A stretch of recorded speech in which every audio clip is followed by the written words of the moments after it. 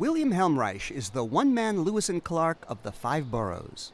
I walked 121,000 blocks in this city. That's 6,163 miles. Bill has walked every single street in New York City. His 4-year urban expedition is the subject of his new book, The New York Nobody Knows. I teach at the Colin Powell School for Civic and Global Leadership at City College of New York and at the CUNY Graduate Center in sociology. Each morning, Bill laces up his Rockports and gets people to open up by being disarmingly chatty.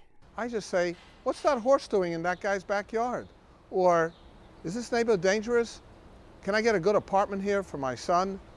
In other words, I just start talking to the people. You're from Midwood, right? Yeah. What are you doing here? You're in Gowanus, you're out of your territory. Yeah, I actually have a real estate job at Urban Realty, and during the year I go to Brooklyn College. I walked into some Bloods in front of a housing project in the Bronx, and I said, hey guys, where can I get one of those red jackets? They looked at me like I was crazy. And he says, well, that would depend on who you are. I said, I ain't no Crip. I'm not asking you that for that reason. I said, I just want to know. They look nice. They said, well, you come back and talk to us sometime. We'll help you out. In Gowanus, Brooklyn, Bill happened upon a building that seemed curiously out of place. I was walking down here from 4th to 3rd Avenue on 8th Street, and I saw this P. de Rosa 180 and a half grocery.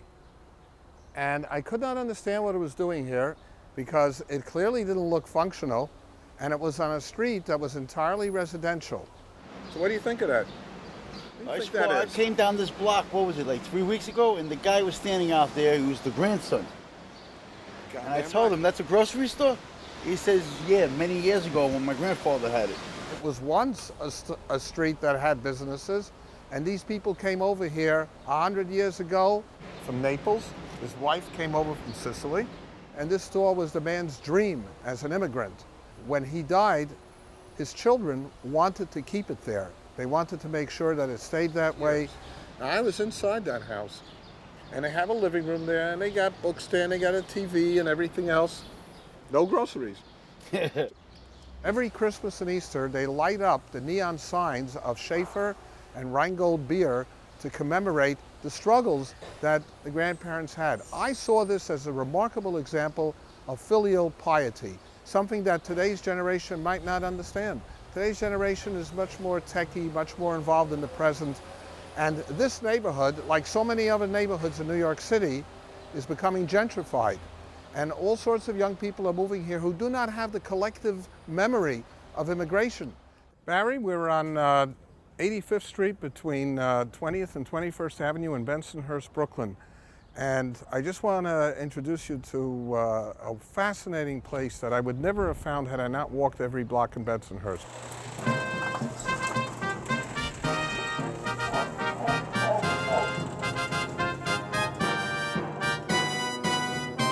Doesn't this gentleman look incredibly lifelike? Oh, it's real. He's real. This is Steve, and what is this place? I love it, but what is it? This is Steve's Playland. Yeah? This is where you come to reminisce. Mostly everything in here is Brooklyn related. Goes back to when I was a small boy growing up in Sunset Park, Brooklyn. Some of the things I had as a small boy, some of the things I wanted as a small boy, I couldn't afford. I have them now.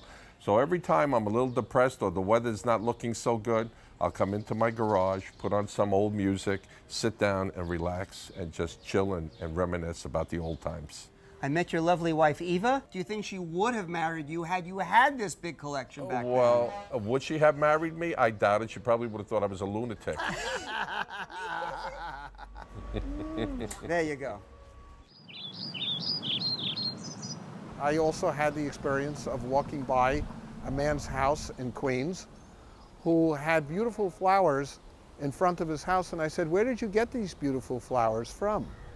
Oh, I'm so glad you asked me. He said, these flowers come from my native homeland of Guyana, and every morning when I get up and go to my hard job in the city, I look at these flowers and I remember and appreciate the beautiful homeland that I left behind and that I still love. Maybe Bill's next book should be Walking for Fitness and Friendship. Barry Mitchell, Study with the Best.